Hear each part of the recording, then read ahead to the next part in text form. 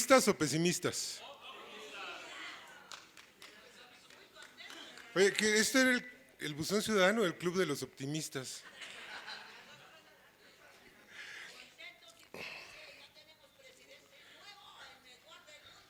Ya tenemos presidente nuevo y el mejor del mundo, según dicen por ahí, ¿no? Revistas que se dedican a ver qué es lo mejor del mundo. Yo digo que es muy raro hacer esas cosas, ¿no? Creo que es el presidente que México necesita. Sin meternos a decir es mejor o es peor, es el presidente que requeríamos. Pero, a ver,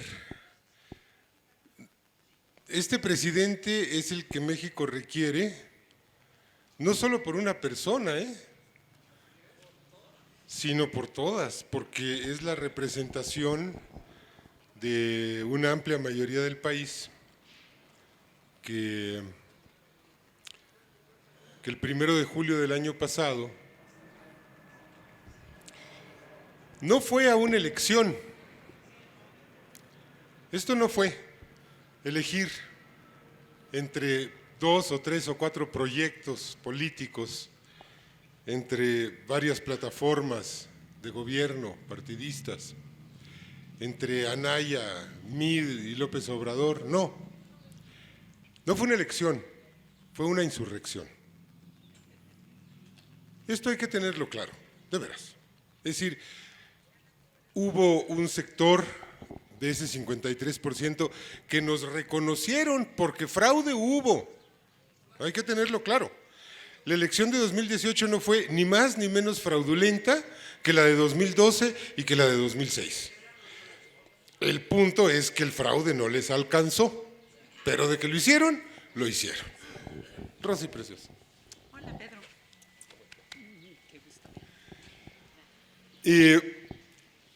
Y un sector de este 53%, les decía, que nos reconocieron, votó por el proyecto de Nación 2018-2024, que es un caldo de cocimiento lento que empezó a cocerse en 2004 con el proyecto alternativo de Nación, que alcanzó un nuevo punto en 2012 con el nuevo proyecto de Nación,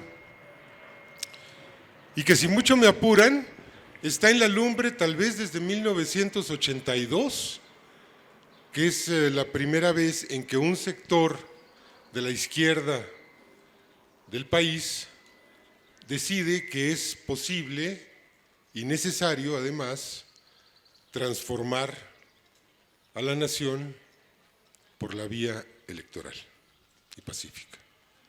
Esto fue una gran polémica. Fue una gran polémica que además venía de décadas atrás. ¿Era posible esto? ¿Era correcto intentarlo? ¿O era inevitable ir a una lucha armada para sacar del poder a los gobernantes? Y en 1982, un año antes, se funda el Partido Socialista Unificado de México y otras expresiones de izquierda, el PRT, creo que el PCR, si mal no recuerdo, van a las urnas con la idea de empujar una transformación por la vía legal y pacífica. Esto tiene una expresión culminante muy pronto, 6 años después. En el 88 ganamos la elección y se la robaron. Y después la verdad es que en 94 la izquierda perdió la elección, pues así es.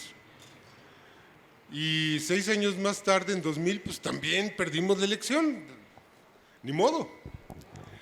Lo que nos distingue a nosotros de ellos es que cuando nosotros perdemos sí reconocemos, porque nosotros en 94 y en 2000 dijimos está bien, nos apabullaron.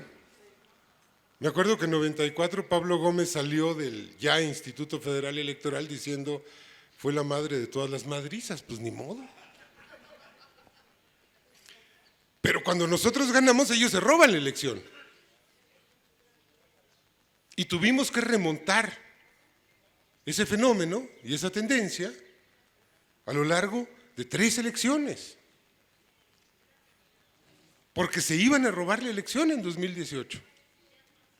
Pero no les fue suficiente. No les fue suficiente porque hicimos un trabajo, porque por primera vez en la historia tuvimos representantes en el 90 y tantos % de las casillas. Porque por primera vez en la historia teníamos un partido nacional, con presencia nacional. Porque hicimos proselitismo en California, en Los Ángeles, yo fui allá. muy bien, muy bien. La banda del México del Norte, que yo le llamo, está con nosotros, mayoritariamente, el 70% está con nosotros. Pero, a ver, lo sustancial ocurrió acá, y ocurrió por nuestro trabajo, pero ocurrió también en el otro bando. Miren, quien de veras nos ayudó muchísimo, yo no me canso de agradecérselo, es al compañero Enrique Peña Nieto. De veras, esto nos echó una mano fenomenal, o sea, destruyó al PRI. Un aplauso para Peña Nieto, compañeras y compañeros. Me quedé con las ganas de conocer a quien le escribía los discursos, porque yo le quería dar un abrazo y le quería decir, sigue así, por favor, nos estás haciendo la vida. Y ellos llegaron a un agotamiento, en el que el modelo no daba más, pues porque llevaban 30 años queriéndonos convertir en un municipio de Texas, y de pronto el poder imperial máximo pues nos dice que les damos asco, que no quieren nada con nosotros y que van a hacer una jaula para que nos quedemos aquí abajo, ¿no? Y ellos lo que querían pues era uncirnos a la economía y a la política gringa. Entonces también otro aplauso para el compañero Trump, porque los desfondó. Así son las cosas. Así se presentan las circunstancias en la historia. Pero ayunos y huérfanos ya de cualquier fórmula para el país. Fíjense, en el 2018 algo que es muy significativo es que la plataforma de gobierno de este niño, del pollo, de Anaya, eran 30 páginas. La plataforma de gobierno de Mid eran 50 páginas. Y en 50 páginas de veras se podía decir, se podía enunciar qué querían para el país. Pues claro que no. Nuestro proyecto de nación tenía 400 páginas.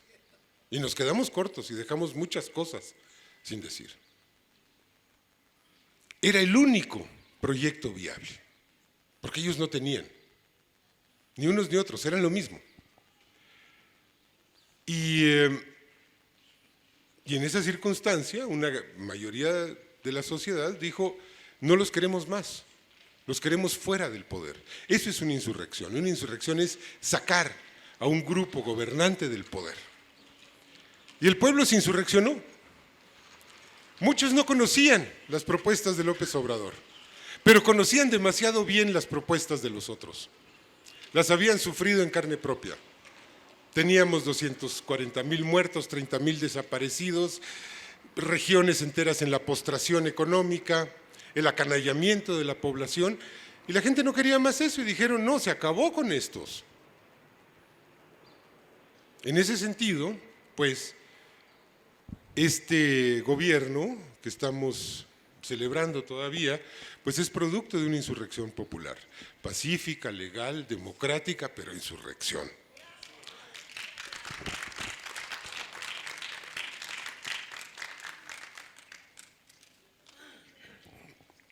La derecha no entendió nada, nada de nada. No entendieron esta lógica insurreccional. Pensaban que era una lógica electoral y que si se desacreditaba al candidato, podían hacer subir a sus candidatos. Y ocurría lo contrario. Cada vez que lanzaban una andanada, subía puntos. López Obrador, ¿por qué? Porque la mayoría de la población lo que quería era deshacerse de ellos, de los calumniadores. Entonces, había una lógica muy simple, decían, todo aquel del que estos hablen mal está bien, eso es lo que quiero. O por así decirlo, el enemigo de mi enemigo es mi amigo. Entonces también nos hicieron un enorme favor. Y otro aplauso para los periodistas fifí, por favor.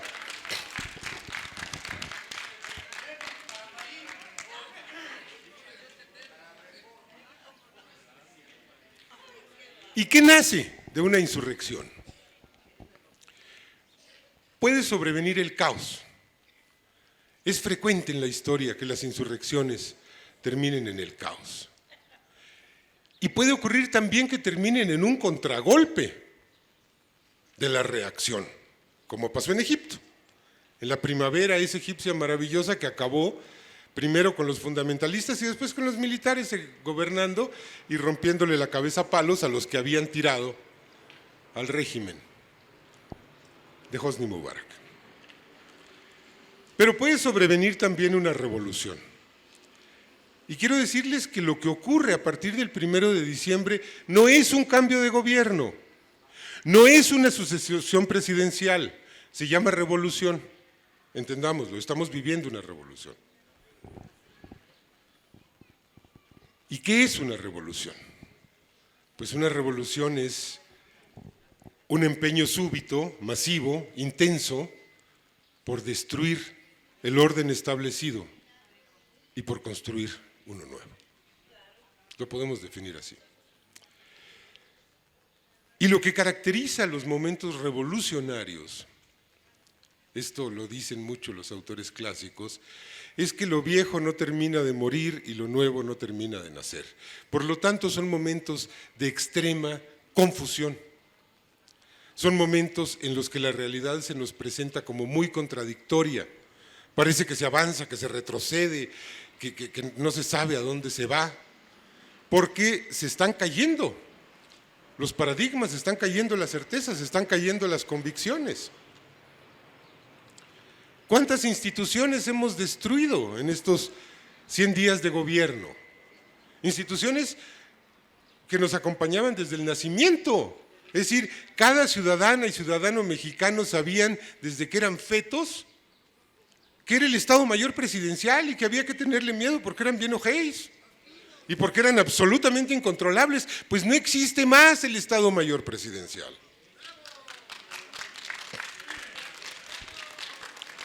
No existe más el CISEN. No existe el CISEN, no. Y el Estado Mayor Presidencial no existe. Mira, el Estado Mayor Presidencial no era parte del ejército, era parte de una guardia pretoriana, que es muy distinto, y un cuerpo de élite, absolutamente separado del ejército. El ejército es un ejército popular, surgido de la revolución. El Estado Mayor Presidencial era una cueva de ladrones, estaba corrompido. Era el único segmento militar que estaba masivamente corrompido como cualquier institución de gobierno. Hay una gran diferencia. ¿Hay generales y hay almirantes que se han corrompido? Sí, claro que los hay. Pues sí, pero no hay una afectación institucional. No hay generales y almirantes que anden en las fiestas de Azcárraga, que anden en las fiestas de Slim, que anden en las fiestas de Salinas. Eso no lo hay. Ah, pero si eran del Estado Mayor Presidencial, sí nos los podíamos encontrar allí. Es una diferencia enorme, compañero. Tenían un poder ilimitado, desmesurado, discrecional. Tenían doble fuero. Entonces, no existe el Estado Mayor Presidencial, no existe el CISEN. Mira, luego tú tomas el micrófono, déjame hablar, ¿no? Bueno, por eso, si quieres sigo o si quieres me callo. Bueno, gracias.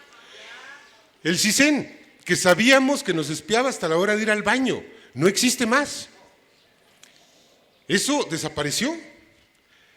El Instituto de Evaluación Educativa, pues anda agonizando por ahí dando lástimas. Eso hay que barrerlo. Tenemos que barrer con la Comisión Reguladora de Energía.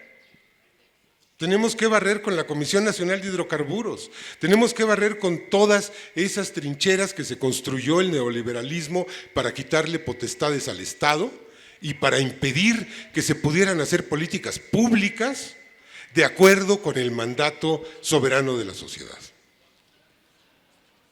Porque ustedes saben, nos quejamos mucho de las tarifas eléctricas.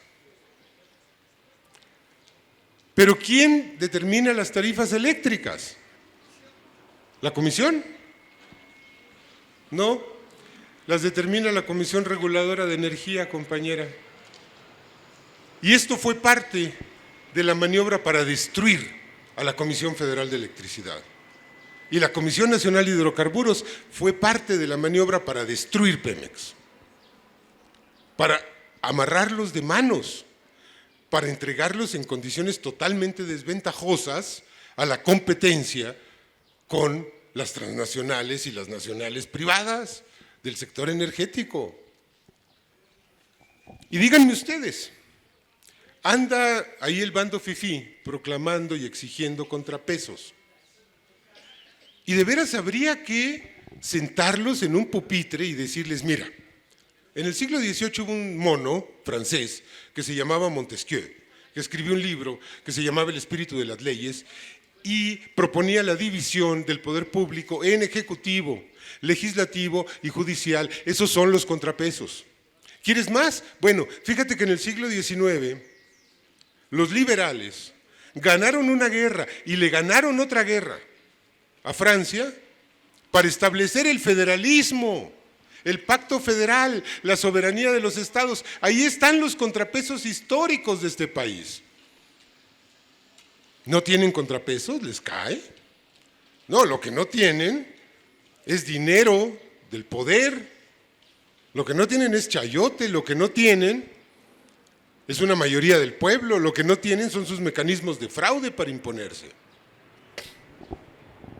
Eso se los dislocamos, se los dejamos inoperantes. Y contribuyó también mucho, porque esto siempre tiene razones internas y razones externas, contribuyó mucho también en los procesos de descomposición del propio régimen. Porque por supuesto que para el 1 de julio estaba programada una compra masiva de votos. Y se compraron votos, pero la mayoría no se pudieron comprar lo que ellos necesitaban, no les habría alcanzado. Pero ocurrió que muchos de los operadores políticos que llevaban el dinero para comprar los votos, pues se lo clavaron.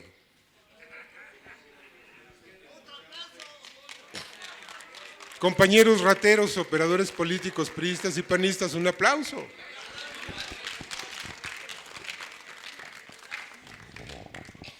No creo en la justicia divina, pero sí en la justicia poética.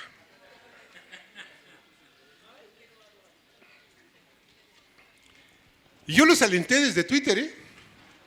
Yo les decía, róbense el dinero, nadie los va a perseguir, tómenlo como la liquidación de un régimen que ya se va. No hay problema, remodelen su casa, váyanse de viaje, cómprense un coche, róbense el dinero, no hay problema, ya, eso se tiene que acabar. No, no era de ellos, en efecto, pero, a ver, una cosa es un robo, como acto individual, es perverso y es delito. Pero cuando ese robo, porque ya para que llegara a esos operadores, quiere decir que los jerarcas ya se lo habían robado del erario para repartirlo, para robarle la dignidad a los votantes de abajo, pues yo prefiero que sea un robo y no dos. Total, ya van de salida. Entonces, esto ya lo habíamos visto en 2015 en Veracruz, en la elección de Veracruz, cuando se impuso Yunes sobre Cuitláhuac. Ya habíamos visto que el PRI no alcanzó y que quedó Yunes del PAN, pues porque los operadores de Duarte se fueron con el dinero a su casa. Y Peña Nieto sí le mandó dinero a Duarte. Y yo creo que también eso es parte de que se enojara tanto con él, hasta el punto de meterlo al bote, pues porque no sirvió, ¿no? Bueno, entonces tenemos un régimen en el que proclamamos que no va a haber más corrupción. ¿Quiere esto decir que ya no hay más corrupción? No, por supuesto que no. Es decir, ¿A qué llegamos en este proceso? Bueno, llegamos a ocupar una posición clave del poder, que es la presidencia de la República, a ocupar una posición clave del poder, que es la mayoría en el Legislativo Federal, un par o 3, 4 gubernaturas, pero la lucha sigue, ¿eh? La lucha por el poder sigue, adentro del aparato de Estado y afuera del aparato de Estado. Tenemos miles de rémoras, tenemos miles de tipos enquistados, e incluso en los tipos que no están enquistados desde sexenios anteriores, tenemos funcionarios honestos en cuya mente está enquistada una forma de hacer las cosas y la tenemos que transformar. Tenemos que dar capacitación a los funcionarios, tenemos que dar capacitación a los aspirantes a candidatos y tenemos que dar capacitación a los aspirantes a militantes, porque no queremos más esos legisladores que públicamente salen a manifestarse en contra del derecho de las mujeres a decidir sobre su cuerpo. Es una vergüenza. No es eso lo que queremos, claro que no. Morena es un partido con pluralidad. En el partido convergen nacionalistas revolucionarios, incluso neoliberales, progresistas, comunistas, trotskistas, maoístas, socialcristianos, democristianos, desarrollistas, pero fascistas no queremos. O sea, las fronteras están claras. Reaccionarios no queremos. Gente que crea que el Estado puede decidir sobre el cuerpo de los ciudadanos es algo que no queremos manifiestamente.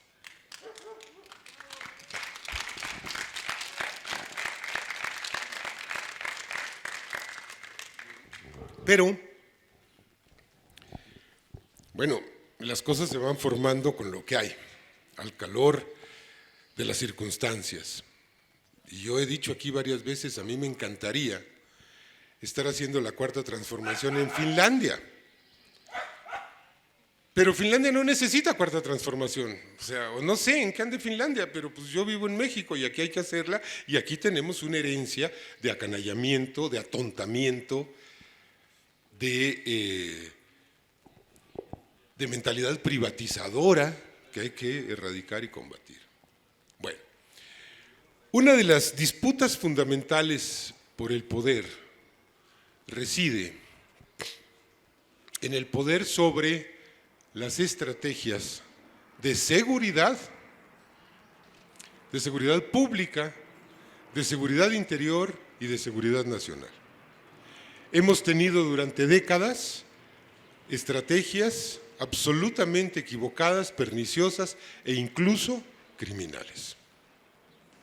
Estrategias que nos han dicho, no lo han dicho así, pero a eso iban, pues hay que matar a los delincuentes o dejar que se maten entre ellos, o propiciar que se maten entre ellos. Lo cual no sería tan horroroso si no fuera por el hecho de que posiblemente hay 1 millón de delincuentes en México. Y pedir o proponer o inducir la muerte de 1 millón de personas se llama genocidio, sean delincuentes o no, sean judíos, sean palestinos, sean indios, sean musulmanes, sean lo que sean, es genocidio.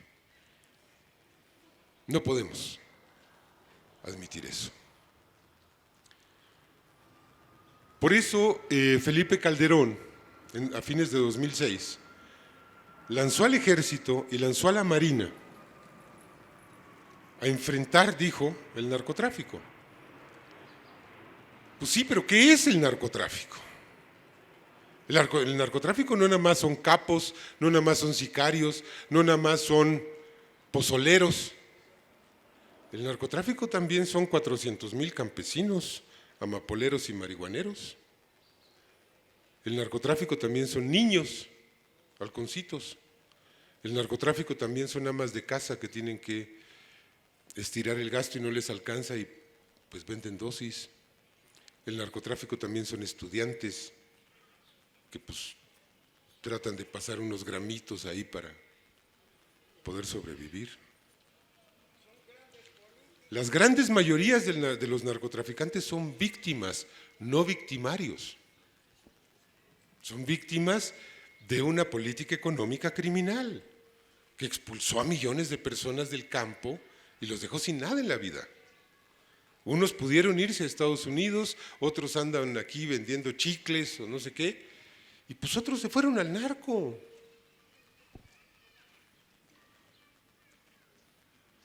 Y resulta que el ejército y la marina y la fuerza aérea son corporaciones hechas para el combate. Y el combate significa eliminar al enemigo, neutralizar al enemigo, liquidar al enemigo. Y resulta entonces que el enemigo pues es un sector de la población. Pero si nos vamos a regiones fronterizas como Nogales, Sonora, pues el enemigo es toda la población. Pues ¿de qué viven? Si no hay otra cosa de qué vivir más que del narco, de la trata, del pollerismo.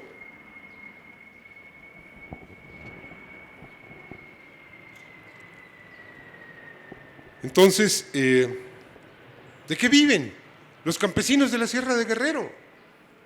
¿De qué viven los campesinos en Sinaloa, Durango, en ese triángulo, Sinaloa, Durango, Chihuahua? ¿De qué viven? Pues del cultivo. Y se les manda una fuerza militar diseñada para aniquilar al enemigo. Por eso yo insisto en que Felipe Calderón no puede seguir libre. Olvídense de la estela de luz, olvídense del fraude de 2006. El problema es que es un genocida. Y este genocidio siguió y persistió entre 2006, entre 2012 y 2018. Nos han acusado de querer militarizar la vida pública del país por proponer la creación de la Guardia Nacional, que bueno, ya está aceptada, ya va. López Obrador sintió un prurito democrático, ya la habría podido publicar en el Diario Oficial, con lo cual ya se podrían estar capacitando guardias nacionales, pero decidió esperar a tener todos los congresos de los estados. Fíjense, hasta antes de esta reforma, este uso que se había hecho de las Fuerzas Armadas era ilegal y era anticonstitucional, porque la Constitución facultaba a las Fuerzas Armadas para vigilar la integridad territorial, preservar la soberanía nacional, hacerse cargo de la seguridad nacional y de la seguridad interior, que no es lo mismo que seguridad pública. La seguridad nacional, grosso modo, es la preservación de la viabilidad del país. La seguridad interior es la seguridad de las instituciones, de las instalaciones estratégicas, y la seguridad pública es nuestra seguridad. Inconstitucionalmente, las Fuerzas Armadas fueron puestas dizque a cuidarnos y a combatir a la delincuencia. Había que aceptar eso, esa limitación en la Constitución, y sacar a las Fuerzas Armadas de la seguridad pública. ¿Y qué nos quedaba? Nos quedaba la Policía Federal, nada más, nada más. Ahora, ¿ustedes saben cuántos policías hay en la Ciudad de México? 80,000. Entre preventivos, tránsitos, auxiliares, bancaria e industrial, la ciudad tiene 80,000 efectivos policiales. ¿Saben cuántos efectivos policiales tiene la Policía Federal? 40,000, de los cuales 20,000 están dedicados a trabajos administrativos. Es decir, el Ejecutivo Federal legalmente podía hacer uso de 20,000 hombres para todo el territorio nacional, cuando en la Ciudad de México se tienen 80,000 efectivos. El gobierno de la ciudad. Eso no sirve para nada. No sirve para maldita la cosa. Pero además hay un problema. La Policía Federal es civil. ¿Qué quiere decir que es civil? Vamos a ver. Entrémosle al toro. Quiere decir que un policía federal checa tarjeta, combate a la delincuencia de 7 a 4 y a las 4:30 se va a su casa. Quiere decir que la corporación no tiene ningún control sobre su condición física, sobre su alimentación. No hay manera. Y además no tiene instalaciones. Entonces, cuando mandan a 1,000 policías federales a no sé dónde, porque las cosas están muy cabronas, pues rentan hoteles y hacen fiestas con sexoservidoras en las noches. Y se meten coca luego algunos efectivos. O sea, ¿cómo controlas eso? No hay manera. No hay manera. Se necesita una disciplina militarizada. ¿Por qué? Porque necesitamos que los efectivos vivan en el cuartel y en la región en donde está el cuartel. Porque necesitamos que tengan condición física, porque necesitamos que tengan capacitación, porque necesitamos tener un control efectivo, porque necesitamos disciplina, porque necesitamos obediencia a los mandos. Ahora, lo militar, pues es un procedimiento que puede emplearse para conformar cuerpos de combate, pero también podemos conformar cuerpos de paz con ese procedimiento, con esos métodos.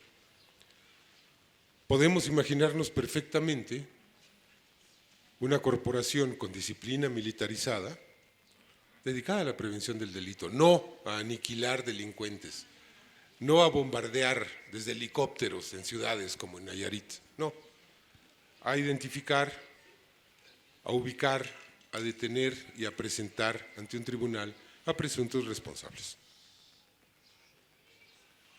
Podemos imaginarnos eso. Y necesitamos un montón, necesitamos 150,000 para poder cubrir el territorio, para que estén allí, para que la población los conozca, para que haya proximidad con la población. Y para romper algo que es terrible, que es muy triste, que es la distancia que se ha ido creando entre el país y sus Fuerzas Armadas. Es decir, necesitamos crear otra Fuerza Armada. Finalmente, como quedó es que esto es transitorio. El estatus en donde se permite la participación de las Fuerzas Armadas en la conformación de la Guardia Nacional es transitorio, es por 5 años. No importa, está bien. Miren, ¿dónde formamos 150,000 reclutas? ¿En la UNAM? ¿En Chapingo? ¿En el TEC? ¿En el Seminario Mayor de los Franciscanos? ¿Dónde? ¿Dónde? Pues las Fuerzas Armadas tienen un sistema educativo, tienen cuarteles, tienen viviendas, tienen sistemas para absorber reclutas. ¿Se van a hacer cargo las Fuerzas Armadas de manera íntegra de la educación? No. Van a hacer programas establecidos de manera conjunta por la Subsecretaría de Derechos Humanos, por la Secretaría de Seguridad y Protección Ciudadana, por la Secretaría de Gobernación y por las Secretarías de Defensa y de Marina. Y las Secretarías de Defensa y Marina pues les tienen que enseñar a disparar y a tirarse al piso, pues porque cualquier policía eficiente necesita tener esos conocimientos. Y a brincar no sé qué, y a primeros auxilios, pues todas esas cosas horribles que necesitan tener los policías. Pero a esos reclutas se les va a meter en la cabeza la Constitución y la Declaración Universal de los Derechos Humanos y la perspectiva de género, porque necesitamos una corporación que enfrente el fenómeno delictivo que realmente nos afecta, que no es el narcotráfico, Durante 12 años nos tomaron el pelo y nos mintieron diciendo que el narco era lo que nos afectaba. No es cierto. No es cierto. El narco afecta, en todo caso, a los que le tienen cariño a la jeringa al norte del Río Bravo. A nosotros no. Es problema de ellos. ¿Quieren resolver el problema? Sentémonos a resolverlo. Órale. ¿No quieren resolverlo? Pues no lo resolvemos. Yo soy partidario de que se despenalicen todas las drogas. No le veo ninguna razón a este principio de que el Estado puede decir qué te metes y qué no te metes en el cuerpo. ¿Por qué alcohol sí y marihuana no? ¿Por qué taurina sí y cocaína no? ¿Por qué? ¿Por qué tabaco sí y anfetaminas no? Pues es una idiotez. Es una reverenda idiotez. Tenemos que ver el problema de las adicciones en términos de salud pública, no de seguridad nacional. Tenemos que devolver ese problema al ámbito al que pertenece. Sí, son problemas de salud pública. Eso le toca atenderlo a los médicos, no a los sargentos. En México. En Estados Unidos que lo atiendan con quien quieran. Pues es su problema. ¿Quieren que sea nuestro problema? Sentémonos a dialogar. Busquemos soluciones, resolvamos el problema. Pero dejemos de simular. Dejemos de simular que estamos cuidándole la salud a los adictos gringos, cuando eso no es cierto. Con capturar capos no se le cuida la salud a nadie.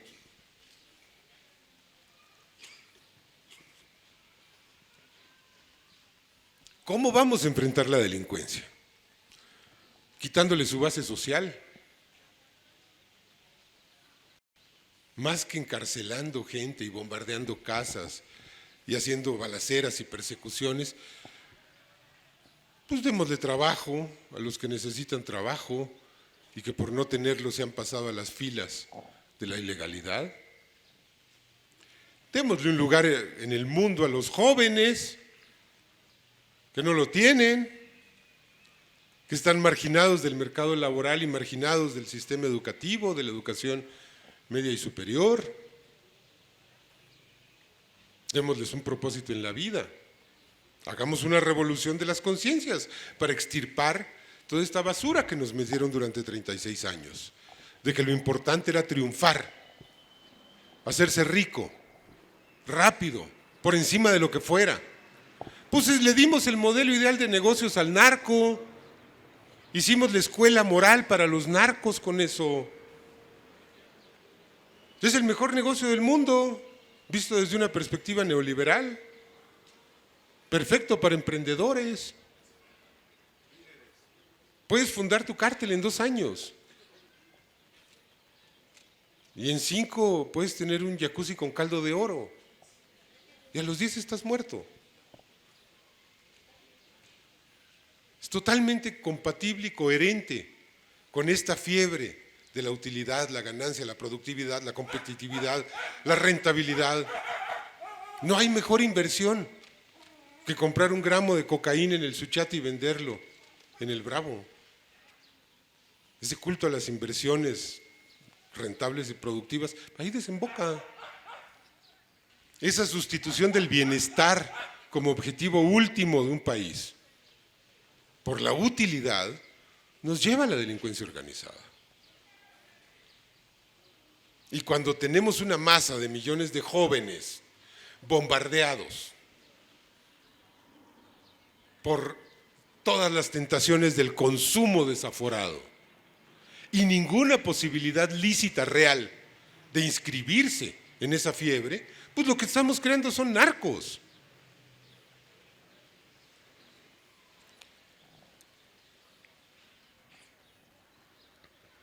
Promovamos una cultura de los derechos humanos. Hagamos una campaña, una cruzada nacional de alfabetización en materia de derechos humanos. Cortemos el tubo de dinero del lavado bancario. Miren, ya a mediados de diciembre se armó un follón porque corrieron del SAT como a 120 personas. Y es una injusticia, yo soy un servidor público honesto, ¿cómo me hacen esto? Yo voté por el peje y ahora miren cómo me paga y la chingada. Bueno, ocurre que antes de que terminara diciembre, por primera vez en la historia, el SAT emprendió una operación efectiva y masiva contra el lavado de dinero y agarró a una empresa. Porque ¿a qué se dedicaba el SAT, compañeras y compañeros? A mandarnos requerimientos. A mandarnos requerimientos a los que ganamos 10, 20, 30 mil pesos. No has pagado tus impuestos. Así como el que le mandaron a Reforma. Pues seguro no los pagó. A mí me llegaban cuando me atrasaba una semana, por email, así, ¡pum! A eso se dedicaban. Y si ahorita mandan requerimientos parejo, entonces estos chillan, ¡ay, me están persiguiendo! No, no te están persiguiendo, idiota, paga tus impuestos.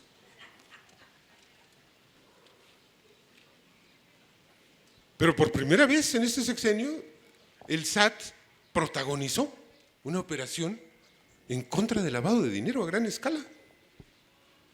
O sea que esto está dando frutos, antes incluso de que empezara el combate al huachicol.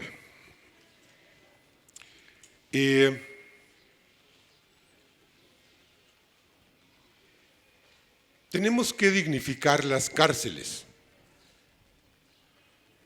Un mecanismo de reproducción de la delincuencia son las cárceles.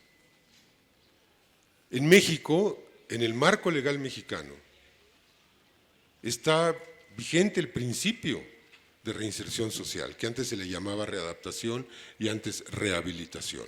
No importa, es lo mismo. Se trata de regenerar al infractor.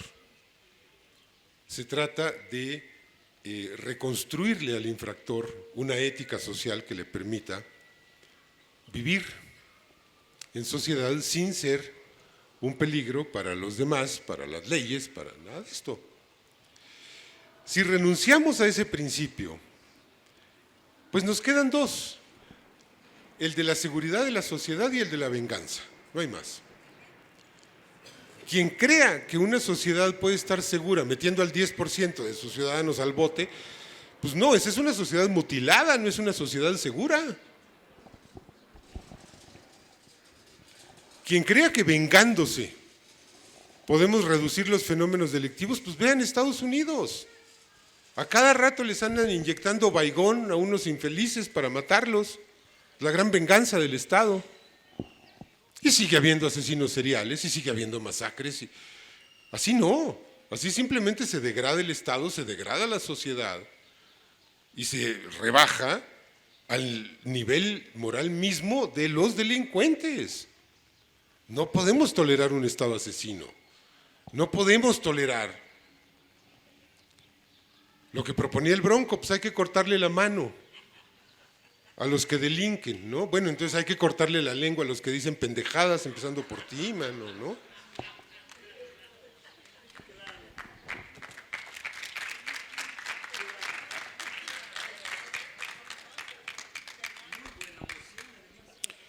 Entonces,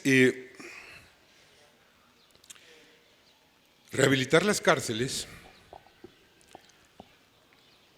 primero pasa porque, miren, están llenas de inocentes las cárceles.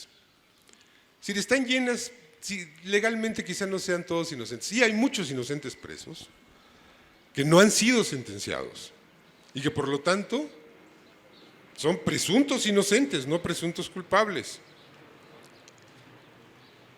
Pero además hay muchos culpables pues, que están presos porque se robaron comida, porque se robaron 1,000 pesos, porque se robaron una camiseta en Suburbia, porque quisieron pasar 10 gramos de heroína. O sea, ¿qué caso tiene tener a esa gente en el bote?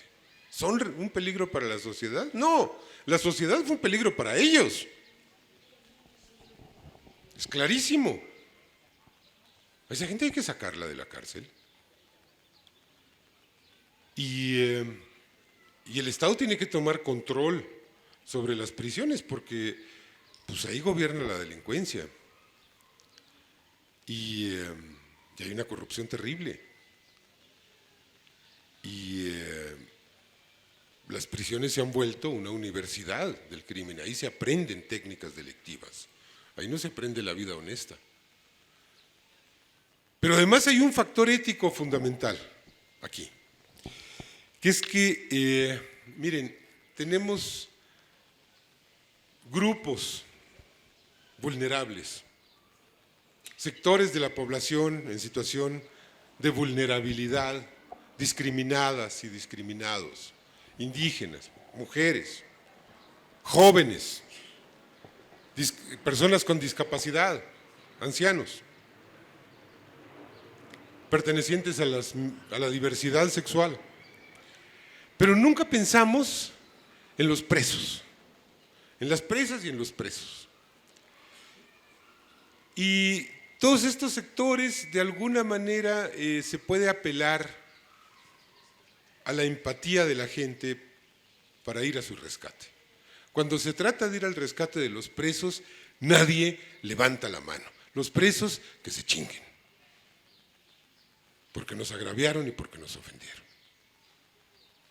Y la forma en la que una sociedad trata a sus agresores es la medida de la humanidad de esa sociedad.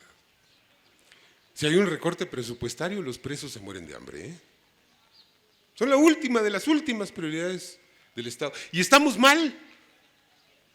Deberían ser una prioridad. Porque necesitamos recuperar a la mayor cantidad posible de esa gente. Algunos no se van a poder recuperar.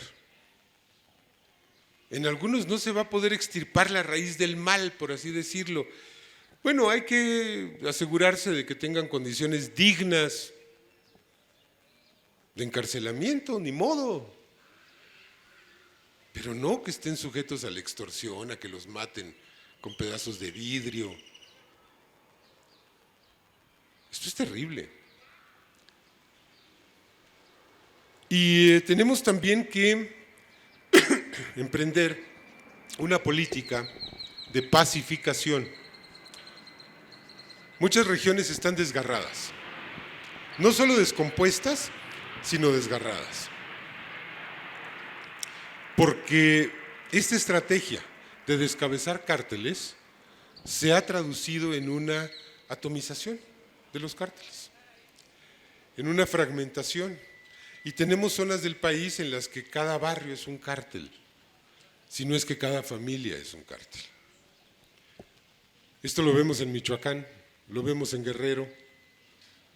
Está en curso un proceso semejante en Sinaloa a raíz de la extradición del Chapo. Y ahí tenemos que pacificar, porque ahí la delincuencia se sedimenta con agravios, con disputas de tierras, con peleas familiares, con todo esto, y eso tenemos que pararlo de alguna manera. Y la única manera de pararlo es con procesos de paz. Y para lograr la paz se necesitan 4 principios fundamentales: verdad, establecimiento de la verdad en todos los agravios, justicia, reparación del daño y garantía de no repetición. Es una chambota, ¿eh? ¿Cómo le vamos a hacer con 40,000 desaparecidos? No sé. No se va a poder en todos los casos. No hay Estado en el mundo capaz de esclarecer 40,000 desapariciones, capaz de establecer la verdad histórica en todos y cada uno de los casos. Por una razón muy simple. En muchas de las situaciones, los asesinos de los asesinos ya fueron asesinados. Estamos hablando casos de la década pasada, en un país que se ha movido. Es muy doloroso reconocerlo, pero no se va a poder esclarecer todas las situaciones. Tenemos que tomar situaciones emblemáticas. Por eso la importancia de Ayotzinapa, de hacer justicia, esclarecer, reparar el daño y establecer garantías de no repetición. Por eso la importancia de Tierra Blanca, de los 4 muchachos desaparecidos y asesinados por la Policía Estatal en Tierra Blanca, que esta semana que pasó dio pie para un pedido de perdón por parte del gobernador Cuitláhuac García en el Museo de la Tolerancia, en cumplimiento de un mandato de la Comisión Nacional de Derechos Humanos, un mandato que no quiso cumplir Miguel Ángel Yunes, dicho sea de paso, porque es parte de la delincuencia. Fíjense, cuando yo hablo de las rémoras y de los remanentes que se han quedado, tenemos casos tan terribles como el del fiscal Winkler en Veracruz, impuesto por Yunes para que le cubriera las espaldas, pero no solo para eso, para que prosiguiera la tapadera de la delincuencia organizada en Veracruz, para que siguiera protegiendo a los criminales. Ahí tenemos una infiltración gravísima. En las comisiones estas de competencia, de regulación energética, de hidrocarburos, del gas, de no sé cuánta madre, tenemos obstáculos para avanzar. Y en las cabezas de nuestros propios compañeros tenemos obstáculos para avanzar, porque para evitar el juicio político a ese fiscal Winkler, yunista, 2 diputados de Morena recibieron dinero. 2 millones de pesos a cada uno para que votaran en contra del proceso político en contra del fiscal heredado e impuesto. De ese tamaño. Es una tarea muy fuerte. Y miren, tenemos zonas en las que hay grupos delictivos fuertes con respaldo social. No sé si ustedes vieron las muestras populares en Badiraguato cuando es sentenciado el Chapo a cadena perpetua, cuando fue extraditado el Chapo, pues hay gente que lo quiere. Pues porque el tipo repartió dinero entre la gente. Eso que ni qué, ¿no? Es menos delincuente el Chapo en ese sentido que Rosario Robles, que pues recibía el dinero y no lo repartía, ¿no? Tenía más sentido del bienestar el Chapo que Rosario Robles. Fíjense qué país tan tremendamente degradado, ¿no? Entonces, en esas zonas en donde el narco tiene poder de fuego, base social, y ha resistido los embates más enloquecidos, ordenados por Calderón y por Peña Nieto, no lo vamos a poder derrotar. La única forma de derrotarlo va a ser con bombardeos aéreos, pues matando un chingo de gente. Pues ¿quién quiere eso? Si no somos Calderón. Hay que negociar la paz. Hay que acudir a mecanismos de justicia transicional. Es decir, acotados a un proceso que nos permitan negociar condiciones, que nos permitan, por ejemplo, negociar reducciones de penas, que nos permitan negociar amnistías para los que no tengan delitos graves. Porque hay muchos en situación como la de Al Capone, por ejemplo, en Estados Unidos, que cuando por fin la justicia gringa le echa el guante a Al Capone, que debía miles de vidas, lo embotellan por evasión fiscal, porque fue el único delito que le comprobaron. Javier Duarte es un criminal, un asesino. Lo enchiqueraron por evasión. Entonces, hay muchos casos en los que habrá que negociar. Porque no queremos masacres.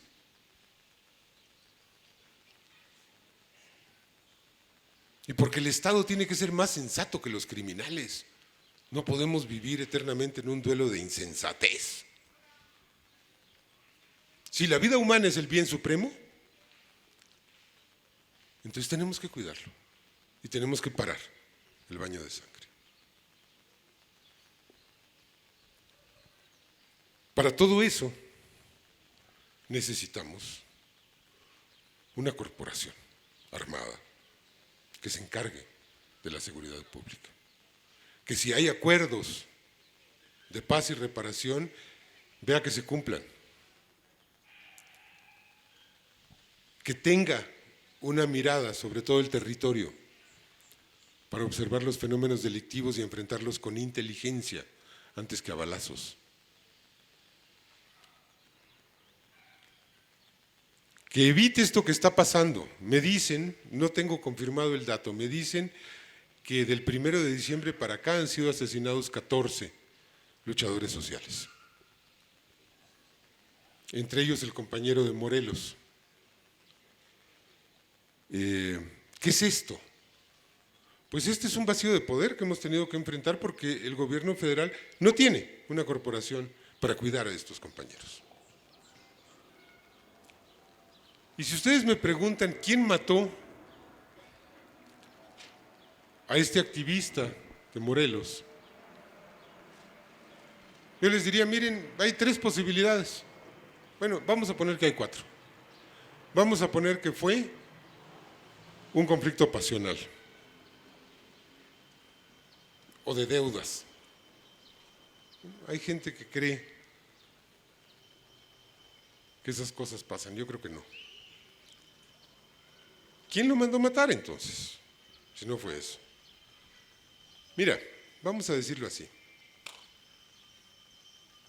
O fue el gobierno federal para neutralizar a un opositor a sus proyectos, o fueron los movimientos sociales que se oponen a los proyectos para radicalizar y para enconar los motivos de esos movimientos en contra del actual gobierno y para hacerse de un mártir, o fueron los intereses que resultan afectados con la operación de la planta eléctrica, le dicen termoeléctrica, no es termoeléctrica, de Huexca, y que se ven afectados sobre todo por las perspectivas de un acercamiento entre el gobierno y esos movimientos. Yo le apunto a estos intereses políticos, económicos, y me parecería de obvia resolución que si quieren descarrilar al gobierno y a su sentido social, apunten a estos luchadores sociales. Apunten a estos luchadores sociales para provocar una ruptura total, para provocar la radicalización, la polarización y para poner un río de sangre entre hermanos, a fin de cuentas, porque pues yo considero que los más radicales, los más intransigentes de esos movimientos sociales son mis hermanos. La oligarquía no, esos sí son mis hermanos. Como no tenemos los datos en firme, podemos especular, pero les diría, miren, este es el universo. Yo sí quiero que la Guardia Nacional vaya y cuide a esos compas. No hay posibilidad ahora, es gravísimo. El Ejecutivo Federal no tiene un brazo preventivo y coercitivo a la altura de lo que se necesita. ¿En cuántas regiones hay estos movimientos? ¿En cuántas regiones del país? Con 20,000 efectivos de la Policía Federal, que además son indisciplinados, en muchos casos son corruptos, no todos desde luego, ni siquiera la mayoría, pero hay corrupción, hay infiltración. ¿Con qué enfrentamos el desafío de la seguridad?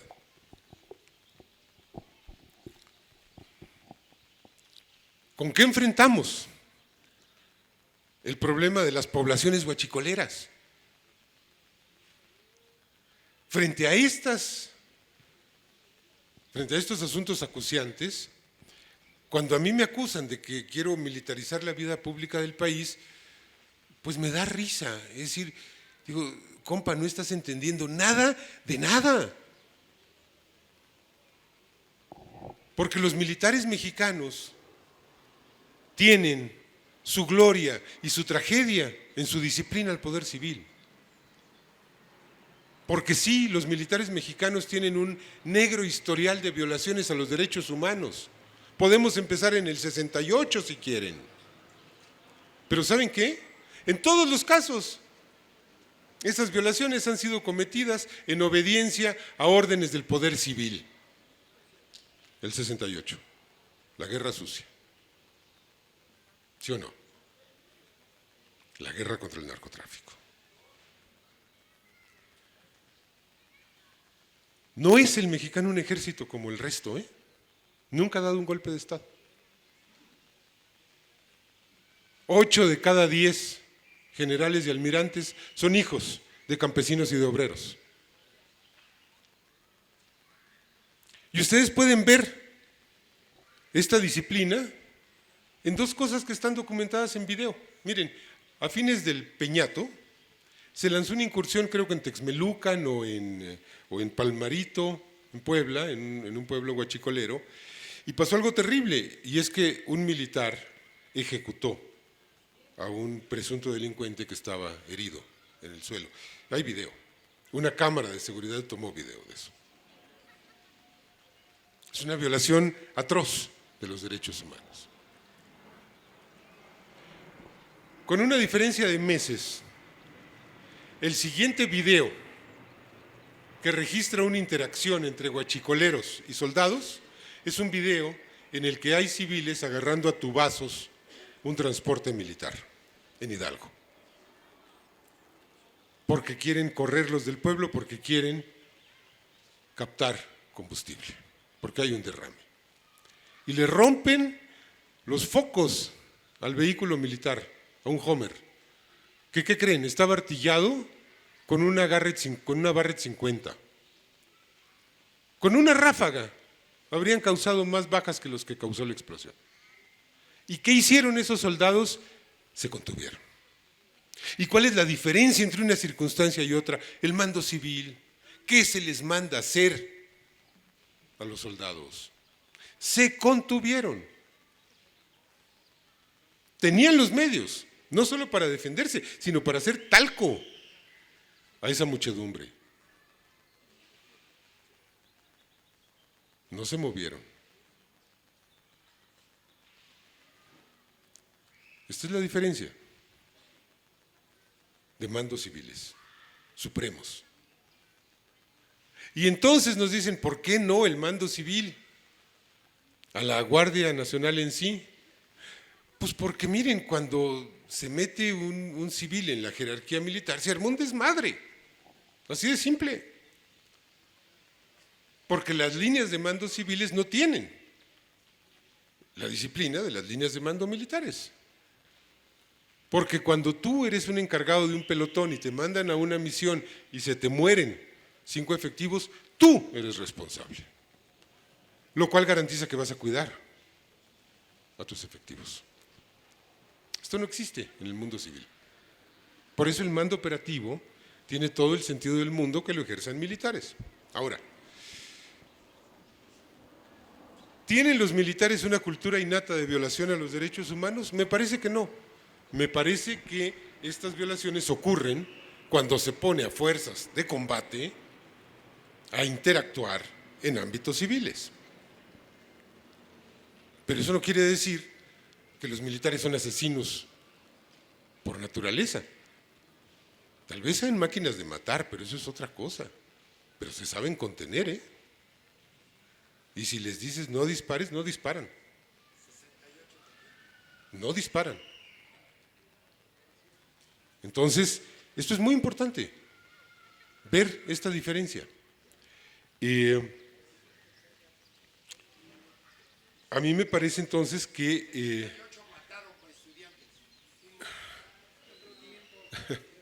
pues sí, pero los mandaron a matar Díaz Ordaz y Echeverría.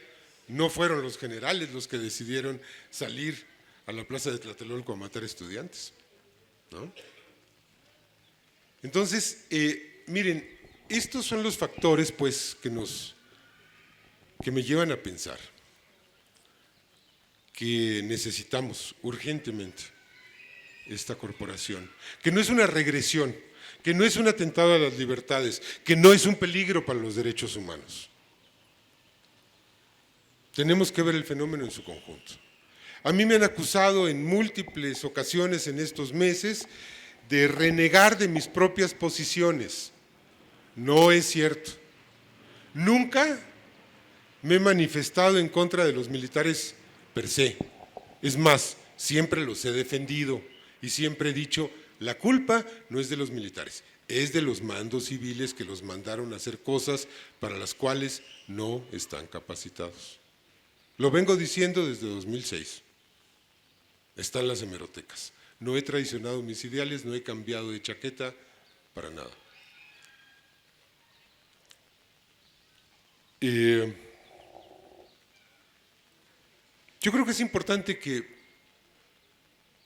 enriquezcamos el debate y la discusión. La discusión es lo que se ha militarizado. No es la vida pública, es la discusión. Porque un plan de paz y seguridad de 8 puntos, uno de los cuales es la creación de la Guardia Nacional, se ha convertido en un debate de, ya quieres, ¿ves que estás mintiendo y que no vas a sacar al ejército de las calles?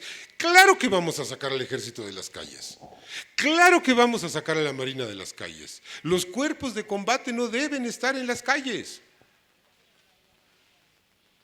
Por supuesto que no. Provisionalmente, pues se tiene que enfrentar con algo a la delincuencia, entonces se van a crear cuerpos mixtos de policía militar, de policía naval y de policía federal. Es decir, los sectores militares que más saben o que menos ignoran de asuntos policiales, pues son la policía militar y la policía naval, que son las que están encargadas de mantener la ley y el orden y el reglamento al interior de los institutos armados. Pero esto es provisional. Estamos contando con que en un año tiene que haber una promoción de reclutas graduados. Estamos contando con que en el corto plazo o en el mediano, la propia Guardia Nacional va a ir generando a sus oficiales para que se puedan ir saliendo los oficiales del Ejército, la Marina y la Fuerza Aérea y vuelvan a sus tareas. La creación de la Guardia Nacional y el plan de paz y seguridad en general no son propuestas de militarización, son propuestas para sacar a las Fuerzas Armadas, para devolverlas a su tarea natural. Yo creo que es importante contar esto, porque les decía, estamos viviendo una revolución. Y miren, un régimen revolucionario, como el que tenemos. Revolucionario no quiere decir que fusila gente, que surgió de una guerra o de una guerrilla. Revolucionario quiere decir que hay una intención de derrumbar al viejo orden y de crear uno nuevo. Y un régimen revolucionario sin una corporación armada que refleje sus valores, sus principios, su visión del mundo, es un régimen revolucionario que va a ser derrotado. No podemos permitirnos el lujo de una derrota. Y no queremos esa Fuerza Armada para ir a allanar el Reforma, o sea, no es el caso. No queremos esa Fuerza Armada para ir a capturar a Denise Dresser, no. Queremos esa Fuerza Armada porque estamos enfrentando a una oligarquía derrotada que conserva estrechos vínculos con la delincuencia organizada.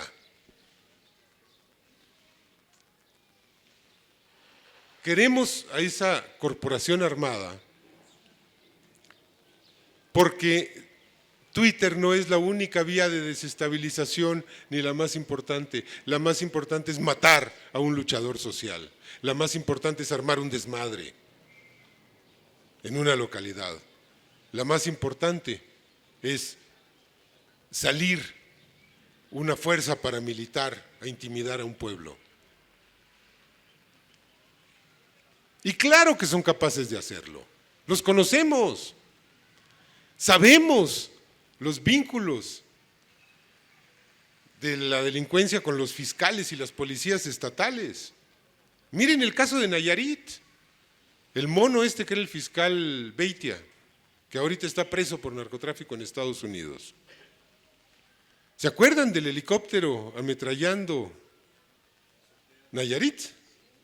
La casa donde estaba un narco. Esa casa era de Beitia.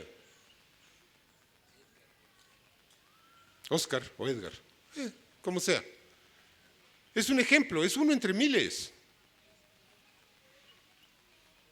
La Policía Estatal de Veracruz, ¿ustedes creen que actuaba sola? No, tiene socios en la oligarquía. Los guachicoleros. Pues ¿quiénes son los guachicoleros importantes, por el amor de Dios? No son tipos que andan con un garrafón, son tipos de traje y corbata que despachan en oficinas. Son dueños de decenas o cientos de gasolineras. Esos son los guachicoleros. Son altos funcionarios o exfuncionarios de Pemex. No se quiere una fuerza del orden para reprimir al pueblo, para violentar ciudadanos, para emprender persecuciones políticas. Se necesita una fuerza del orden porque este combate contra el viejo régimen, que todavía tiene muchas trincheras, se va a desarrollar también en el control de los fenómenos delictivos. No solo, pero también. Y allí ese adversario es particularmente fuerte. Allí ese adversario sembró el país de complicidades, de encubrimientos. Creo pues que, bueno, creo que ya me alargué demasiado, eso es lo que creo. Les agradezco mucho y les pido que difundan, que polemicen, que discutan. Gracias, Buzón Ciudadano. Buenas tardes, gracias a todos por asistir. Leo, el día de hoy tuvimos ya nuestra primera participación en vivo a través de YouTube. Hay más de 400 personas conectadas. Saludos a todos ellos. Sin embargo, en Facebook también tenemos presencia. Rocío de Guadalupe, que envía saludos a Navegaciones en Twitter de Pedro Miguel. Miguel Ángel Juárez Duque, saludos a Horacio Cervantes. José Antonio Carrillo Becerra, muy interesante esta conferencia. ¿Quién es este amigo? Pedro Miguel, articulista del periódico La Jornada. José Antonio Carrillo Becerra, saludos desde Ensenada, Baja California. Toyi Wichies, Buzón Ciudadano, estas explicaciones son excelentes. El hacer su difusión es primordial para el entendimiento de las circunstancias de la vida política. Agradezco el compartir este tipo de información. Fisiopraxia andina ancestral. Bien por este hombre, felicidades, arriba México y la desmentalización del pueblo. Saludos desde Querétaro, México. El Corita 65, me gusta mucho esta conferencia, ojalá los políticos se ilustraran así para poder dirigir al pueblo, pero no saben ni los artículos más básicos de la Constitución. Saludos desde luego a Mina Ordóñez, saludos a Clara Bobadilla, gracias Buzón por mantenernos informados, por la calidad que caracteriza a los ponentes y el compromiso ciudadano de este medio. No puedo leer obviamente todos los participantes en YouTube, pero saludos a todos ellos para dar paso a las preguntas de los compañeros. Horacio, bienvenido desde Tamaulipas, presencial tu asistencia. Gracias. Sí, bienvenido, Horacio. Mientras también quiero informarles que los compañeros de hermanos de Aquiles Cerdán, de la radio comunitaria de Tehuacán, Puebla, nos están retransmitiendo en vivo en Tehuacán, Puebla, en la radio comunitaria. Pásale, Horacio. Sí, buenas tardes, compañeros de Buzón Ciudadano. Toño, gracias por tu atención. Mis felicitaciones a Pedro Miguel por su exposición tan detallada. Evidentemente que este tipo de conferencias deberían replicarse a lo largo y ancho del territorio nacional. Este problema de la Guardia Nacional ha suscitado desde luego polémicas, y qué bien que con la explicación de Pedro Miguel podamos tener herramientas y elementos que nos permitan debatir, justificar, argumentar sobre este tema. Dentro de dentro del análisis que hace el compañero Pedro Miguel, siento que a lo mejor hay alguna ausencia. Se habla del gran problema que tenemos de la penetración de la delincuencia, y tendríamos que especificar que este problema no lo va a resolver una Guardia Nacional. Este problema obedece a situaciones de tipo internacional que van implícitas con un modelo económico. Por ejemplo, ¿a dónde van a parar los recursos de la delincuencia organizada? ¿Quién maneja esos grandes recursos? Evidentemente que son corporativos internacionales que están vinculados al imperialismo yanqui. ¿De dónde vienen las armas de las matazones que se hacen en todo el territorio nacional? Obedecen a un mercado de armas ilícito. En algunos casos se le vende al propio ejército mexicano. Cuando el problema de Ayotzinapa se mencionó que había un flujo de armas desde Alemania. Entonces, el problema de la delincuencia organizada va más allá de la solución de crear una Guardia Nacional. Es parte de un problema a resolver.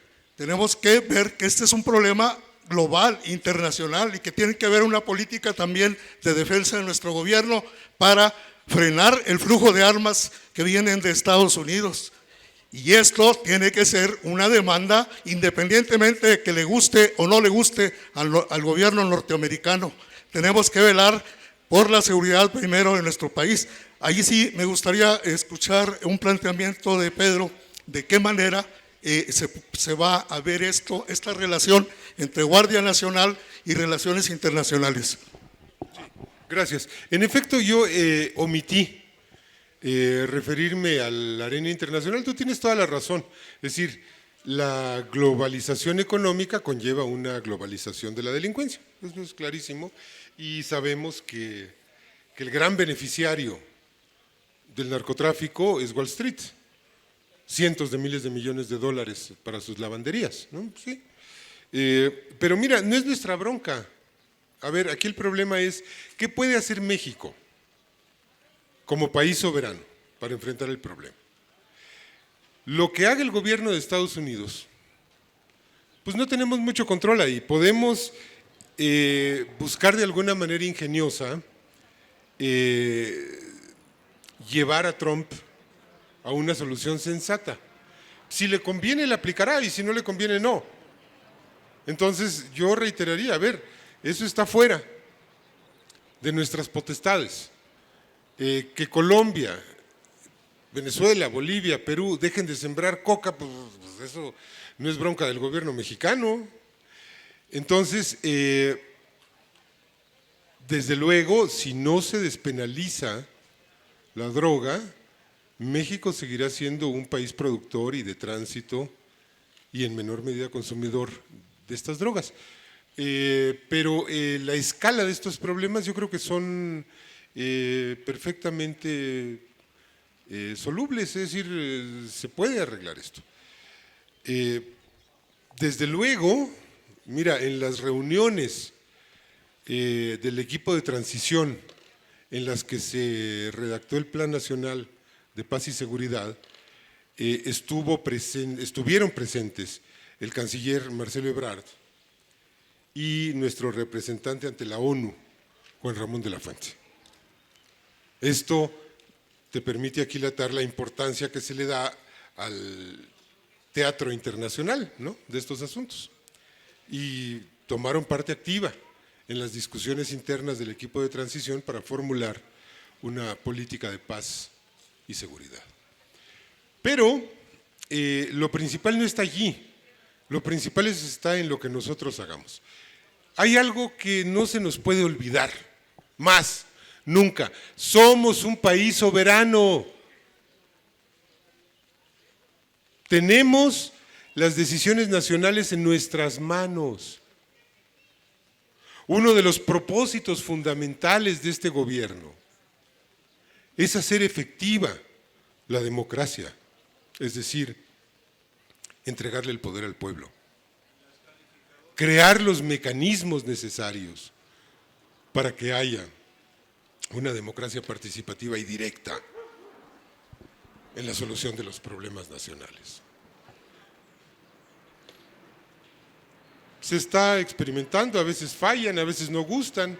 La consulta de Morelos fue muy impugnada, porque se dijo, pero es que eso no es la manera.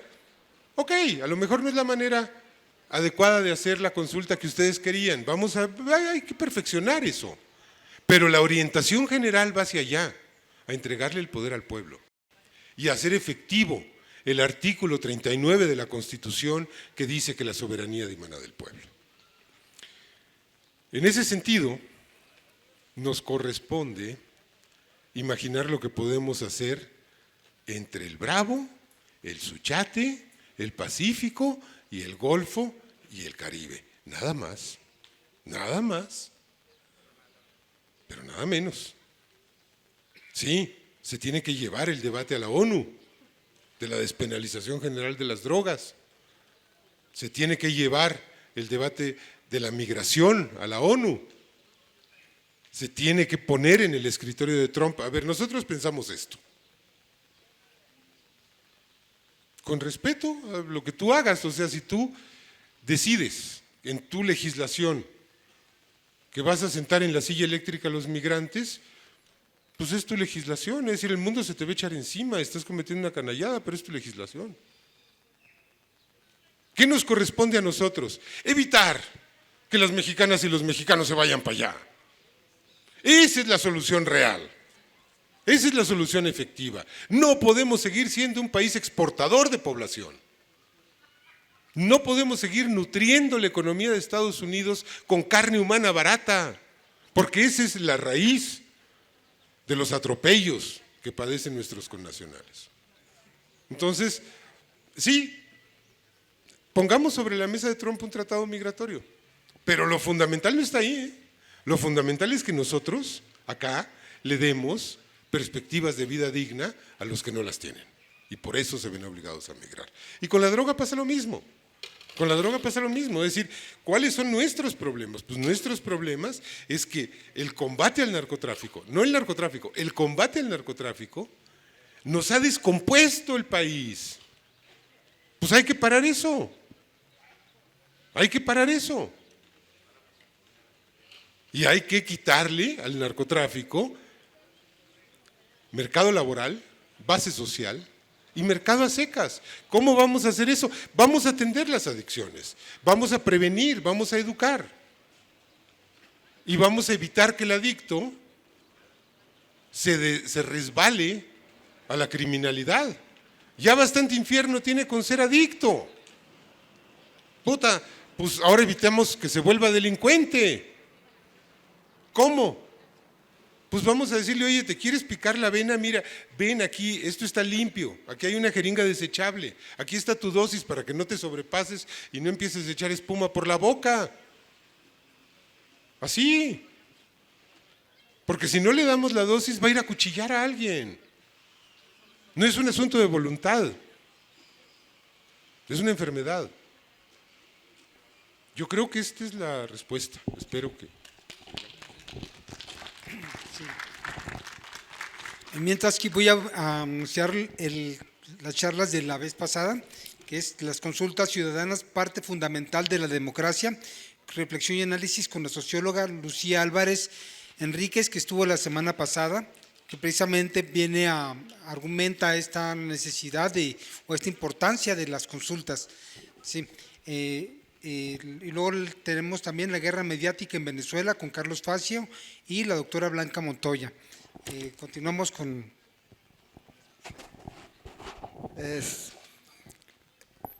Compañero Pedro, un par de inquietudes.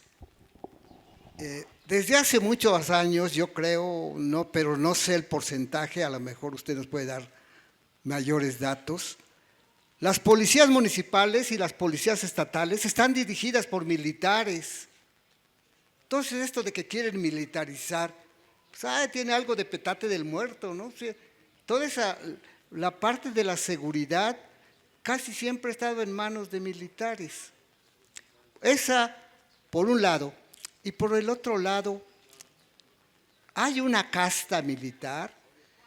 Los que salen de la Escuela Superior de Guerra, esos diplomados del Estado Mayor, forman una corporación, una casta dentro del Ejército.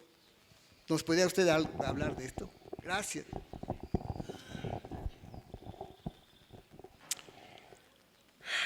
Yo creo que no. De veras creo que no. A ver, hay escuelas de oficiales, pero hay escuelas de civiles también. Y el graduarse del Poli o de la UNAM no implica que uno va a ser parte de una casta. La casta está en el ITAM y en el TEC. Y en los diplomados de Estado Mayor, que ya no existe, reitero, ya no existe más esa corporación. A ver, existen los ex integrantes del Estado Mayor, pues que ni modo que los matáramos. Digo, o sea, pues, no, están encuadrados en funciones en las Fuerzas Armadas. Ahora, miren, pues ya entrando al terreno de las confidencias, y que por favor de YouTube no salga, pues yo sí me he llevado una gran sorpresa al hablar con el general Sandoval y con el almirante Ojeda. Me he llevado una gran sorpresa porque he encontrado mentalidades sensibles, he encontrado inteligencias y concluí que yo mismo fui víctima de un prejuicio que fue difuminado y que fue sembrado tal vez de manera deliberada para crear una fractura entre militares y civiles en este país, que es el prejuicio de que los militares están más allá de la razón, que son máquinas de obedecer órdenes, que están hechos para matar. No, yo encontré una gran sensibilidad social. Y posiblemente sea un atributo mucho más generalizado de lo que pensamos adentro de las instituciones castrenses. Creo que, es decir, sí, a ver, no voy a tapar el sol con un dedo. Ahí están las denuncias por violaciones a los derechos humanos, es clarísimo. Y los intentos de encubrimiento de efectivos por parte de cuadros de oficiales, eso es cierto. ¿Por qué? Pues porque hay un espíritu de cuerpo, porque se les ha infundido un espíritu de cuerpo. Pero ese espíritu de cuerpo ha estado muy mal orientado, muy mal dirigido. Y esto que usted dice de que las corporaciones policiales, estatales y municipales han sido puestas en manos de oficiales, es cierto, pero dentro de un ámbito civil de suyo corrompido. Es decir, cuando hablamos de presidencias municipales del norte del país, cuando hablamos de la presidencia municipal de Tepic, cuando hablamos de las presidencias municipales en Veracruz, pues son instancias tremendamente corrompidas. Y cuando hablamos de los gobernadores que tienen a su cargo las fuerzas estatales, híjole, ¿de quién estamos hablando? De Graco, de los Duarte, de Yunes, de toda esta caterva. Entonces, pues un militar va a obedecer al civil. Por eso queremos crear un ámbito especial, que sea la Guardia Nacional. Hola Pedro Miguel, buenas tardes. Me voy a salir un poquito del tema, es una pregunta que me inquieta desde antier. ¿Por qué Andrés Manuel decidió ayudar a los medios como el Universal y todos los que los han atacado siempre, y a los youtuberos como el Chapucero y etcétera, no los dejan entrar en las conferencias mañaneras porque les están poniendo restricciones, mientras que Andrés Manuel los está ayudando a la prensa de aquí, ¿no? A los periodistas que no lo apoyaron, que lo criticaron tanto, que lo atacaron. Mira,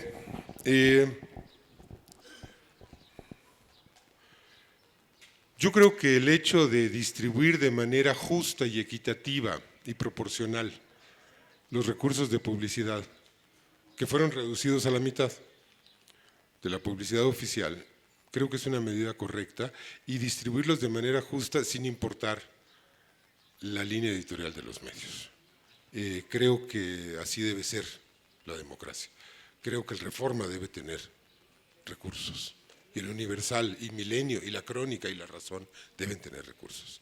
Acordes a su circulación, porque en el sexenio pasado y en los anteriores no eran acordes a la circulación ni al impacto de los medios. Y había clarísimos favoritismos hacia la prensa de derecha. Y ya no digas los medios impresos, pues Televisa se llevaba la parte de León del gasto de comunicación social. Y estos opinioneros se llevaban un lanal, se llama chayote.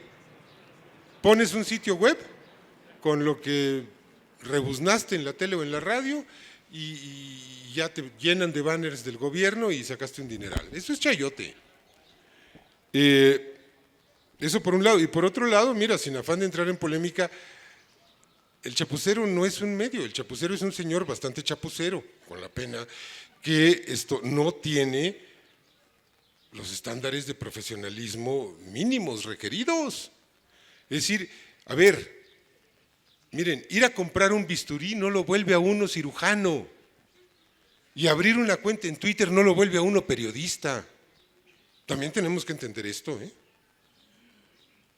Hay ejercicios de periodismo ciudadano que se han construido desde la base, que se han ido construyendo, y este movimiento está pletórico de ellos.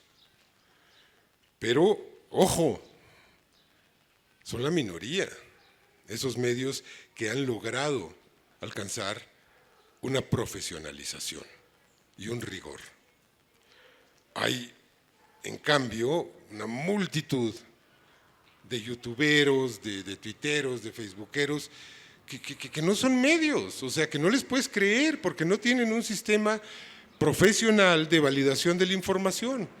Le puedes reprochar al Reforma que diga cosas, bueno, pues ok, pero en lo principal, pues es un medio establecido con una mesa de redacción, con Entonces, pero toda esta miríada, pues con la pena, pero yo sí creo que hay una gran hipocresía allí, porque muchos aspiran a tener circulación suficiente como para que les den publicidad, y en ese afán por tener circulación suficiente empiezan a hacer sensacionalismo del más burdo. Yo de veras creo que no hay que dejarse llevar, o sea, una de cada 1000 noticias relevantes vendrá de esos medios, pero esto además va más allá porque implica una de las tragedias que estamos viviendo en el ámbito del periodismo, que es que los medios tradicionales, sean electrónicos o impresos, no logran migrar a este nuevo ámbito. Han sido desplazados de este nuevo ámbito. Y la verdad es que la información ha perdido consistencia, ha perdido calidad, y estamos más desinformados luego hoy que hace 10 años. Esta expresión de las benditas redes es un arma de dos filos. Por un lado, es cierto que ha permitido ejercicios de difusión de la verdad. Yo he sido partícipe en uno de ellos, el de Wikileaks, que no es un medio tradicional por donde quiera que se le vea. Pero frente a eso, tenemos un montón de cosas que dicen mentiras y nos las tragamos completitas.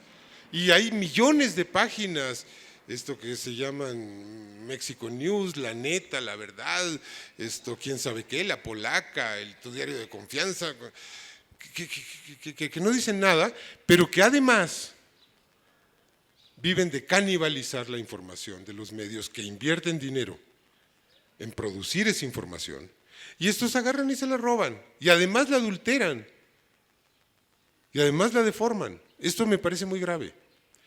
Y además, digo, es un problema real porque no tenemos muchos mecanismos desarrollados como para discernir, salvo la formación política.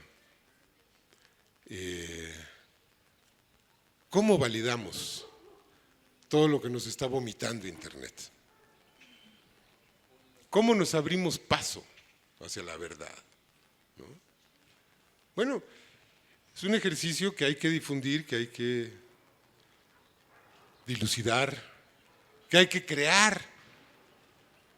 Por lo pronto hay una máxima vieja del periodismo a la que yo me atengo. Si tu madre te dice que te quiere, antes de publicarlo, verifícalo con 3 fuentes independientes. Bueno,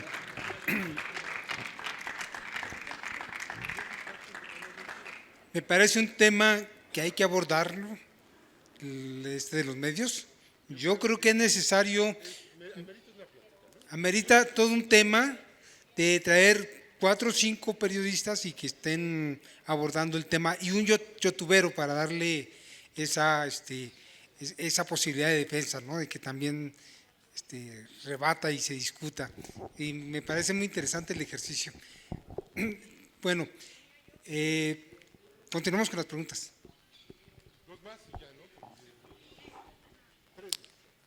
Buenas tardes. 2 preguntas. La primera es, ¿a quiénes se va a comprar el armamento de la Guardia Nacional? ¿O cómo se va a producir este armamento? La segunda es, usted mencionó que pues, en ciertos casos se está lastimando los intereses de la oligarquía nacional. Yo le preguntaría, ¿y qué pasa con el imperialismo? ¿Se tiene contemplado algo al respecto? Nada más. Gracias. No tengo la menor idea de a quién le van a comprar las armas. Las Fuerzas Armadas tienen una fábrica de armas y además tienen un diseño propio de un fusil de asalto maravilloso, es decir, si se le puede llamar maravilloso a un fusil de asalto, eficiente, digamos, o sea, un buen diseño para matar, que se llama la Xucoatl. Es un fusil de asalto que dispara en ráfaga, tiro por tiro, hecho con polímeros, con materiales muy ligeros, muy durable, muy fácil de mantener, con gran resistencia a entornos húmedos, arenosos, etc. No sé si les van a dar Xucoatls. Yo la vi en vivo por primera vez hace unas semanas que entré a Palacio Nacional, porque quería ir a ver a Jesús Ramírez. Y me sorprendió mucho que pues ya todos están desarmados los policías, pero había una mujer militar con la Xucoatl. No, había 2, había un hombre y una mujer. Y a mí me dio morbo, ¿no? Y me acerqué a ellos y les dije, oiga, ¿y este es el fierro del que tanto nos enorgullecemos? Y me dijo, sí, es la Xucoatl. Y pues mira, no sé, signo de los tiempos, les acaricié sus ametralladoras. Hasta hace 6 meses no me habría atrevido. ¿Cuál era la otra? La otra pregunta era, el imperialismo. Mira, a ver, el imperialismo es una constante. O sea, tenemos que contar con él porque ahí está y porque existe. Y si el imperialismo nos afecta y nos echa a perder nuestro proyecto, pues no va a ser culpa del imperialismo, va a ser culpa nuestra. Pues porque si nosotros salimos a la calle con lluvia y nos mojamos, pues la culpa no es de la lluvia, es nuestra. Es decir, eso ahí está. Y tenemos que desarrollar las tácticas y las estrategias para enfrentar ese problema. Ahora, Sí me parece muy claro que para enfrentar concretamente al de Estados Unidos, con todos sus mecanismos financieros, económicos, militares, de inteligencia, tecnológicos, comerciales,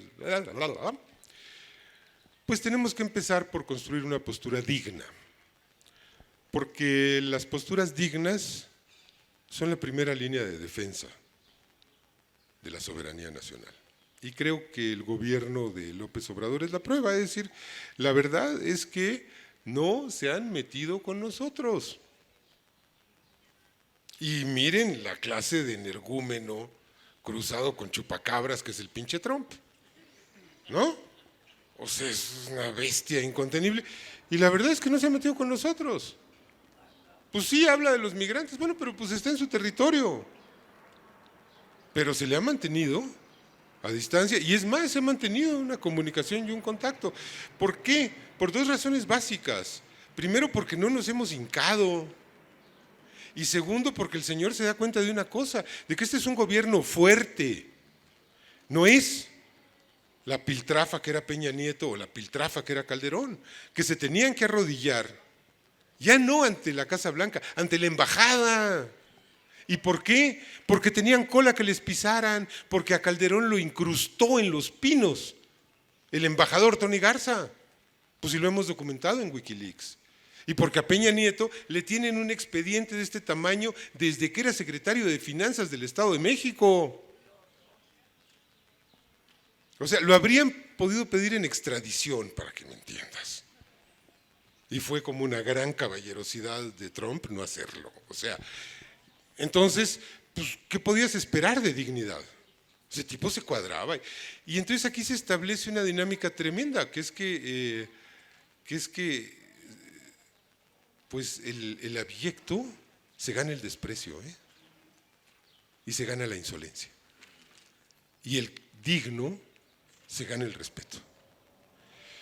¿Quiere esto decir que vamos a andar de sacalepunta con Estados Unidos? No, o sea, no podemos confrontar a Estados Unidos en ningún terreno más allá de nuestra soberanía nacional, que tiene una extensión en la política exterior. Lo hemos hecho con éxito en docenas de ocasiones. En 1981, la Cancillería mexicana paró la intervención gringa en El Salvador con la Declaración Franco-Mexicana. Y en el sexenio siguiente con De la Madrid paró la intervención gringa o la intensificación de la intervención gringa en Centroamérica con la creación del Grupo Contadora. Sin disparar un tiro, porque pues sí, en el terreno de los tiros, pues hombre, en 5 minutos nos aplastan. Con saliva, con inteligencia, con argumentos, con razones. Hemos ganado batallas. Evitamos hace unas semanas que Estados Unidos diera el banderazo de salida a la guerra civil en Venezuela, ¿o no? Nosotros lo impedimos, junto con los uruguayos, pero los uruguayos a veces como que dicen sí y a veces dicen no. Y logramos que esa confrontación entre dos bloques en torno a Venezuela, porque de un lado era Estados Unidos y todos sus abyectos, y del otro lado eran Cuba, Bolivia, China, Rusia. Y México introduce una tercera posición que empieza a fortalecerse. A los días ya teníamos a toda la comunidad del Caribe con nosotros, son votos en la ONU. Y al rato Rusia ahí estaba con nosotros. Y entonces le apestamos a los gringos y a sus abyectos la posibilidad de empezar un conflicto bélico en Venezuela. Nosotros lo hicimos, es una hazaña de México. Sí podemos.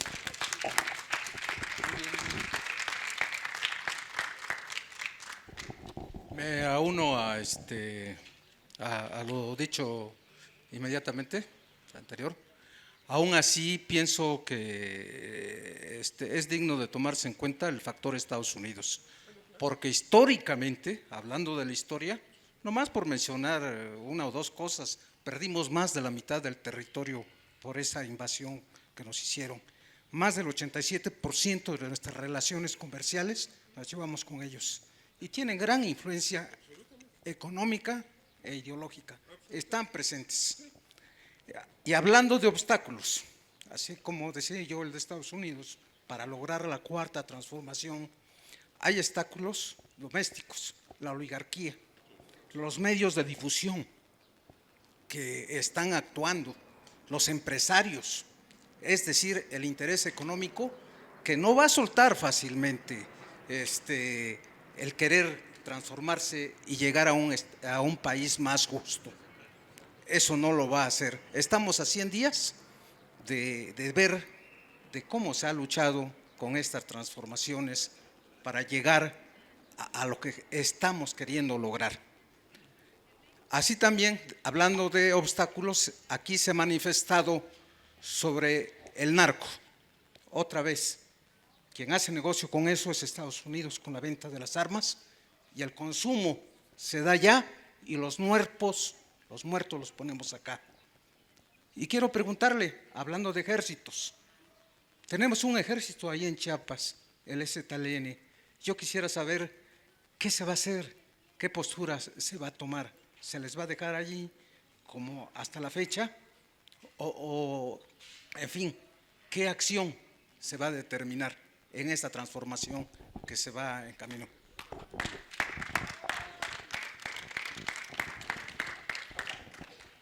Mira, de entrada ya somos un país más justo. O sea, del 1 de diciembre para acá, el hecho simple de que recursos que se iban al huachicol y a las privatizaciones ilegítimas se estén yendo a los chavos, a las personas con discapacidad y a los adultos mayores, ya nos hace un país más justo. Esto lo estamos construyendo todos los días. Segundo, sí, Estados Unidos tiene un poder terrible, las relaciones internacionales pueden ser vistas como una camisa de fuerza, pero ¿sabes qué luego se nos olvida? Porque estamos acostumbrados a pensar desde la impotencia y desde la derrota, el enorme poder que nosotros tenemos sobre Estados Unidos. ¿Cuántos millones tenemos allá? 13 nacidos en México, 20 y tantos entre mexicanos e hijos de mexicanos, ¿no? Somos uno de sus mercados principales. A ver, ¿y si fuera nosotros a los que se nos ocurriera hacer el muro? ¿Sabes qué? Los ponemos de rodillas. Si fuera nosotros a los que se nos ocurriera decir, aquí hay un corredor seguro, señores narcotraficantes, pásenle. Uta, vamos a tener muertes en todas las plazas de Estados Unidos.